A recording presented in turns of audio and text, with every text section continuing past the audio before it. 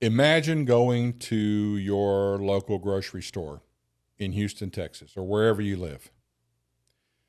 You go there once a week, you go there twice a week, and you know that every time you go, there are 50 gallons of milk. There's 10 different types of milk. There's an entire wall of milk in a refrigerated area. But this time, there is a very strong storm and hurricane approaching the Gulf of Mexico.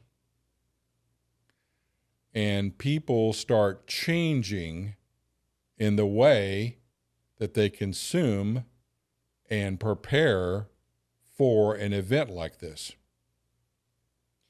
Instead of buying 1 gallon of milk, they're buying 2 or 3 or 4. What happens when you go back the next day and there's 1 gallon of milk left or there's none? How do these products get to the grocery store? Well, they come from a distribution center typically. We're going to talk about that today. What happens if the distribution center process of delivering all these products to the store at the consumer level is interrupted or stops? What's next? Thanks for watching and listening. This is the SAFESECURE 360 podcast. There's safety in numbers. Lieutenant Robert Henry is an honorably retired law enforcement commander from Houston with over 35 years of public service experience. I'm Daniel Ziegler. I've been asking questions all my life, and on this show, I do my best to ask the questions that the public would like to know the answer to. The SAFESECURE 360 podcast is intended to provide you, the listener, with information about current events and ongoing societal challenges to help make your life safer. Thank you for listening. This is the SAFESECURE 360 podcast. There's safety in numbers. Well, Robert, thanks for sitting down and talking with us today. Today we're talking about distribution centers. So let's start by talking about what exactly is that. We all see trucks driving on the road. When we go to the grocery store, we see products on the shelves. The distribution center is the median between those two things. Help us understand what that is. Let's say, for instance, let's just use Texas. Let's say, for instance, in Dallas, Texas, this company produces a product. Let's say, for instance, in San Antonio, this company produces a different product, and the third one's in Waco, and they produce a third product. All of these products are marketable. Everyone wants them. Milk, eggs, produce, whatever it may be, medicine.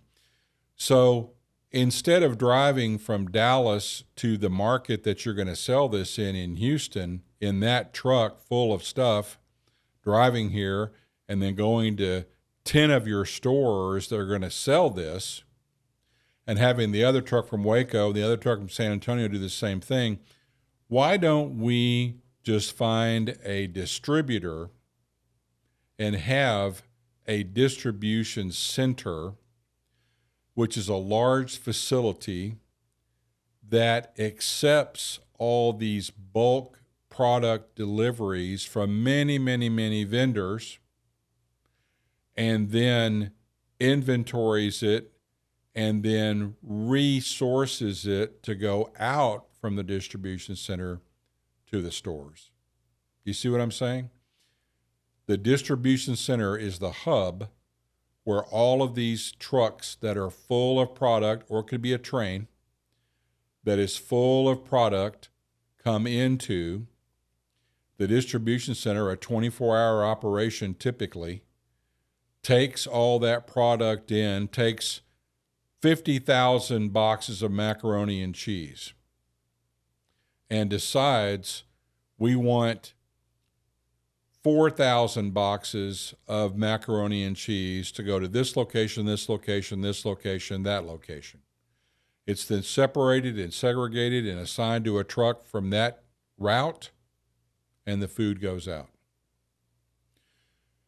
If a distribution center cannot receive product, which then it repurposes and sends to the consumer, there's a problem. because they're going to run out of product. And the consumer need is still going to exist at the store where you shop, H-E-B, Randall's, wherever you shop. We see this during hurricanes or during weather events typically. Where's the water? Where's the bread? Where's the feminine products? Where's the paper towels? Where's the toilet paper? It's gone. Then you start seeing pictures of where it looks like Russia, where you have long aisles of product and there's one product there and the rest of it's just empty because they're gone. They're sold out. So the security of a distribution center is very important because you want to assure that the quantity of items that are coming in for planned distribution actually arrive and actually are able to depart without a problem. How does the security on site at a distribution center, how do they ensure that? Is there a system in place to log what's in the trucks? How does that work? We have had distribution center clients, so we're experienced in this. That's a good question.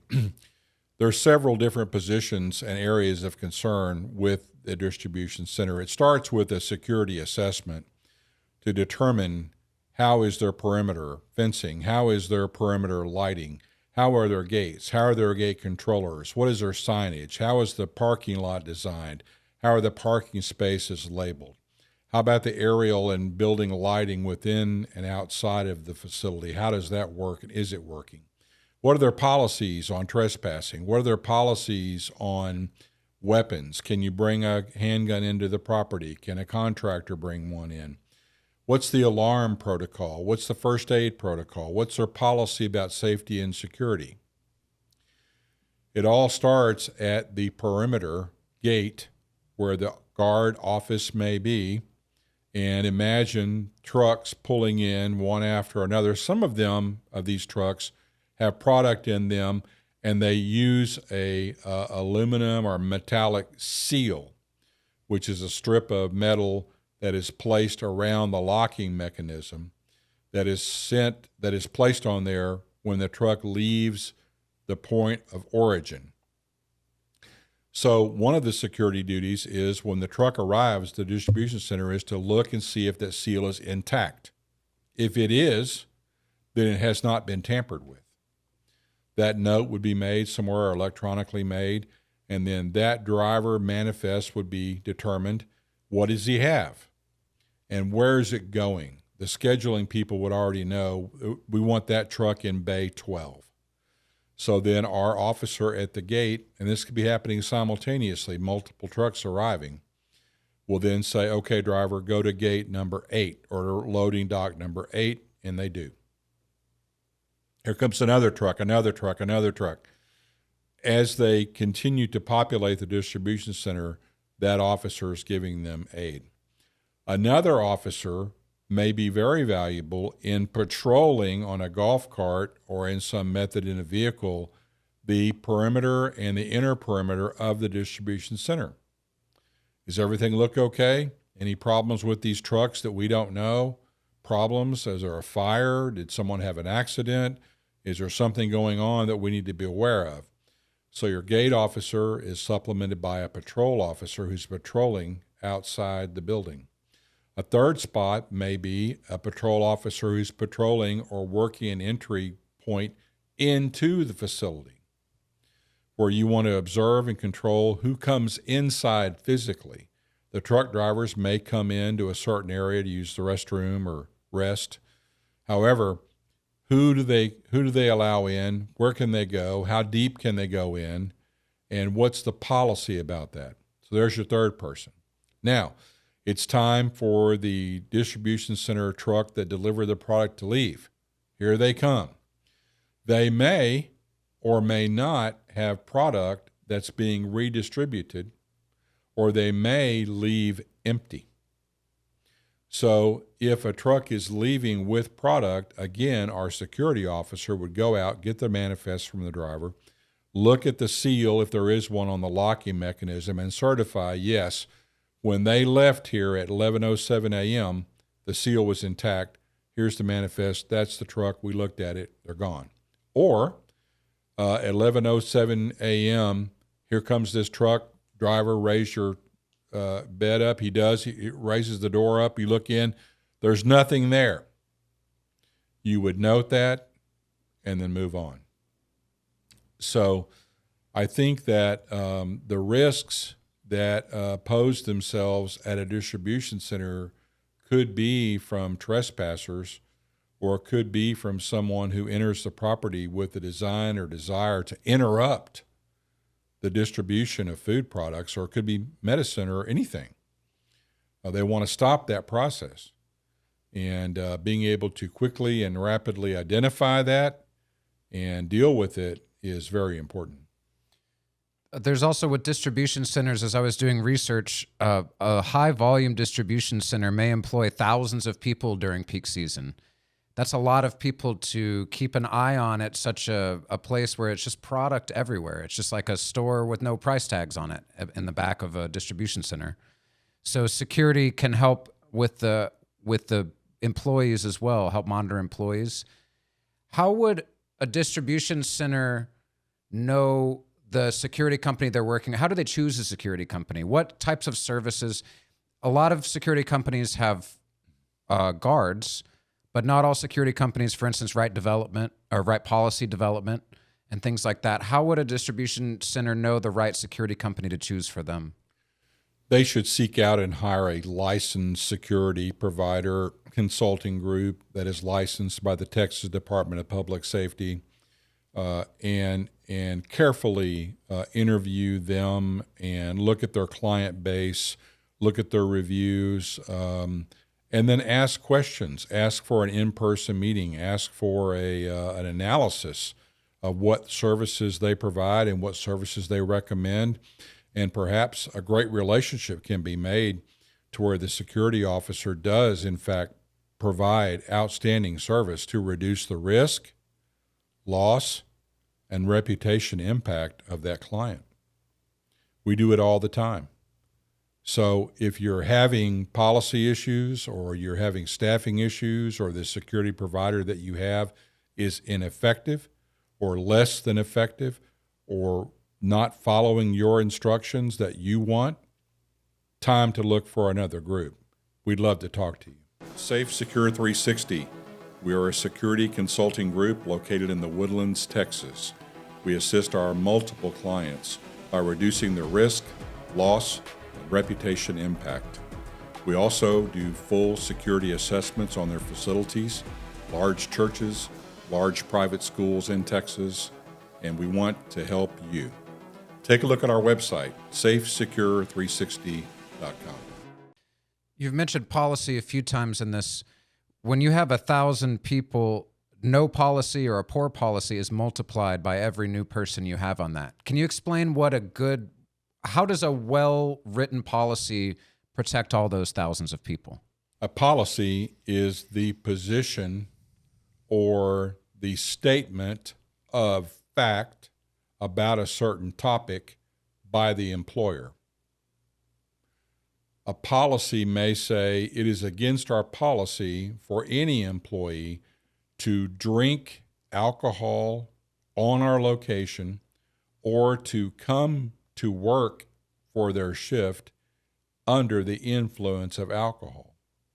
That could be an alcohol policy. It'll go further to say we reserve the right to drug test and substance abuse test and alcohol test our employees pre-employment, for cause if something happens, and at random. So having the policy sets the playing field for everyone. We wrote it, you read it, you had an opportunity to ask us questions about it. Maybe you did, maybe you didn't, but we have you sign for it, that I have read and understood this policy, or the handgun policy, or the workplace violence policy, or the attendance policy, or the demeanor policy, or the many, many, many policies. But it's a deal that we're making. between the employer and the employee or many employees. We're going to make a deal. We want you to come here to work, and our side of the deal is we're going to give you a job, and we're going to compensate you for what you do. Your part of the job is to come to work, do the job within the policy. And when there are departures from the policy on either side, conflict occurs. And that has to be worked out right away. But verbal instructions, customs, and practices, we've always done it that way. It's no big deal. Go ahead and do it, are weak and lead to problems. If it's written down and it's not a trick, and we tell you about it, we give you an opportunity to ask questions about it, it's rooted in reasonableness, that's a good policy. And ultimately, that deal has to be in play for both sides, or there is a conflict. And furthermore, once the policy is developed, there needs to be training for all the employees to understand it. There's workplace violence training, as well as maybe run, hide, fight drills. We talk about this a lot with schools, but training and even our Ready reference guide we use with teachers a lot, that as a quick flip chart of what to do in an emergent situation, can be really useful for this. Help us understand why would a distribution center have their employees go to training for run, hide, fight, for instance, and then have a Ready reference guide up in every work area? Distribution center employees are not in the safety business. They're not in the security business. They are in the distribution business, which I am certain is complex, which I am certain mistakes are not good. So they're thinking about that. They have to think about employee safety because that's part of the policy that they agreed to with the employee, that we're going to have a safe environment. We're going to have air conditioner and lights and cement floors, and we're going to give you a break, and it's going to be comfortable for you. We are telling you that we're going to have a safe and functional environment for you to work in because you're going to do your part of the contract and deliver what you are supposed to do in your duties. Now, all of a sudden, here comes the safety and security part of it. Well, it's very important to have preparations in place where you have a response to an event versus a reaction where everyone's running and screaming or just shuts down and doesn't know what to do. And it doesn't have to be active shooter. It could be a weather event. It could be a systemic power failure.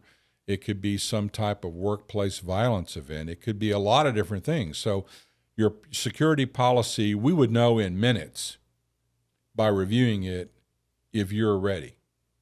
We may make recommendations to add policy or to enhance policy or to amend a policy that may not be valid anymore. So that all starts with an assessment of your policy. But having a policy that is clear, easy to understand, the employee has been oriented to it, and there's been an opportunity to ask questions, and there's also been an opportunity to drill and practice that, if it's a mechanical operation, are valuable. When you hire new employees, same thing. You may have missed the annual training. Perhaps you have it on video. Perhaps you have other multimedia methods of giving them this orientation to safety. You must do it because the whole workforce needs to be educated about this and have the ability to prepare themselves for survivability. And if you don't do it, you run a very high risk of potential negative outcomes. Well, thank you all for watching and listening. If you haven't already, go ahead and subscribe to our channel and click the like button on this episode. This will keep you up to date with what we're up to, and it will help our channel grow and reach new people. Like we always say, there is safety in numbers. In situations and in centers that are this large, and we're talking about large distribution facilities a lot, but that's how a lot of them are. They run 24 hours a day, like you said. They have lots of employees and lots of product goes through them. I've heard you say in other podcasts that the best approach is to have uniform security and solid policy development and security cameras. What would the camera aspect and technology or access control being part of the technology as well? What does technology add that helps round out the security response from the distribution center? It's my opinion the human aspect of having a trained, oriented, together officer there on site transcends supplemental things like access controls and cameras. They are valuable, but they supplement. They can't go respond to an event. They cannot discourage someone from doing something or stop them. They cannot predictively deal with something that may be approaching threat.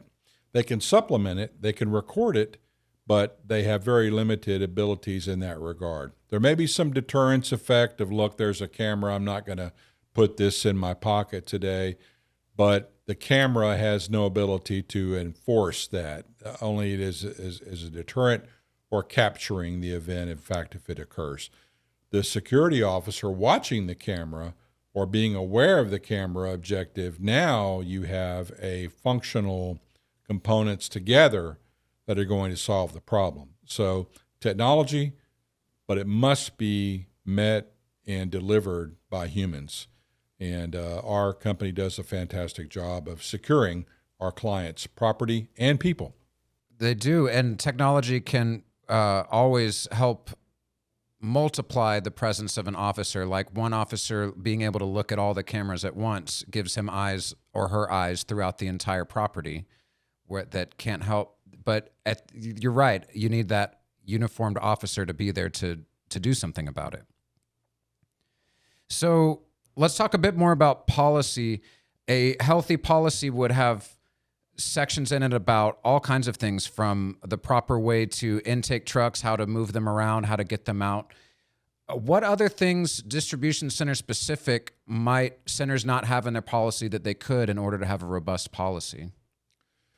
Make sure to talk about how these external drivers or these external contractors are cleared before they enter your physical building. Because once they're in, they're in.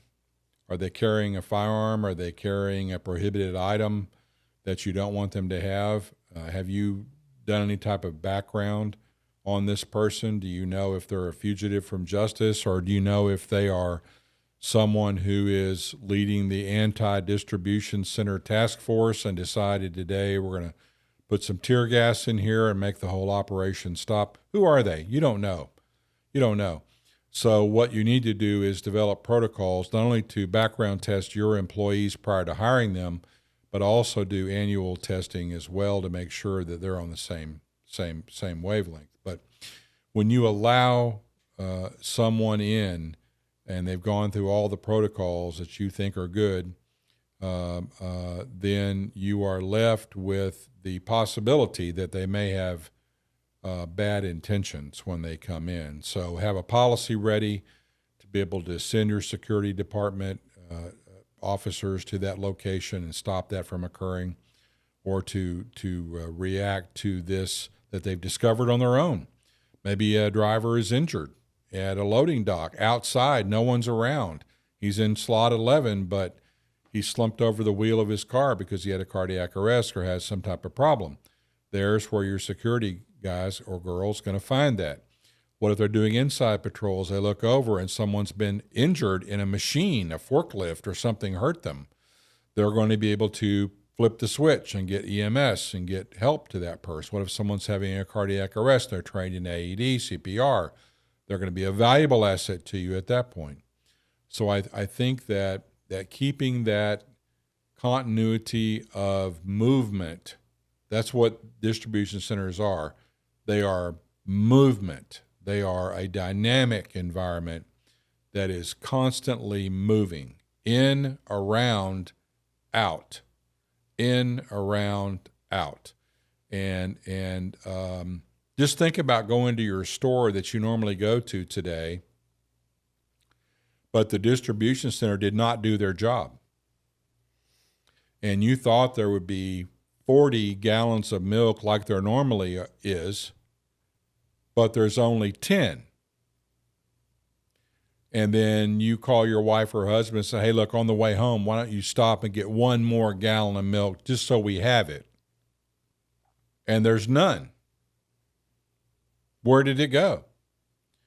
Well, someone bought it. Someone consumed it. But where's the other backup for it? Where's 5 more cases that you're just effortlessly assume through faith that when I go to Randall's, there's going to be 50 gallons of milk? What if there's not? What if there's none?